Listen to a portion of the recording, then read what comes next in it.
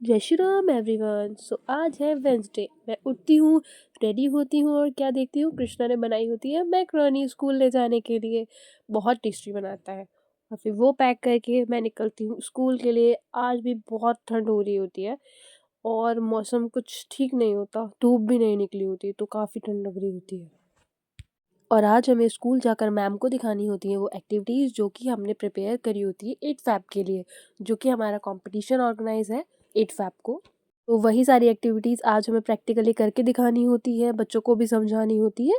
तो मैं स्कूल पहुंचती हूँ, वो एक्टिविटीज़ हम लोग परफॉर्म करते हैं, फिर उसके बाद बच्चों को थोड़ा फ्री टाइम एंजॉय करने के लिए हम लोग पार्क लेकर जाते हैं और फिर निकलते हैं घर के लिए। लौटते टाइम धूप निकल आती है और काफ़ी बढ़िया लगता है धूप देखकर। और मैं जाती हूँ डायरेक्ट ट्यूशन, क्योंकि मुझे लेट हो गया होता है।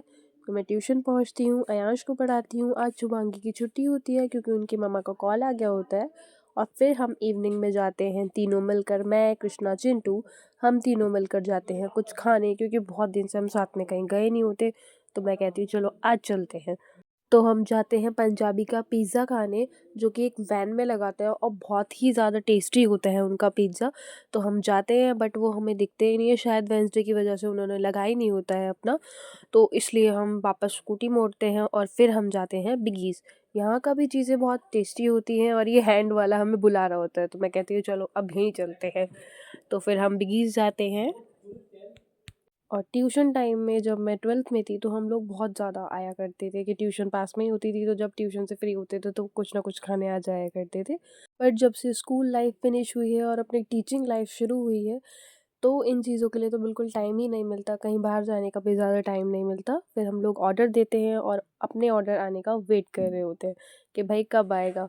अब ऑर्डर आने के वेट में जब तक आने में लेट होता है तो मैं जाती हूँ एक प्यारी सी मिरर क्लिप लेने।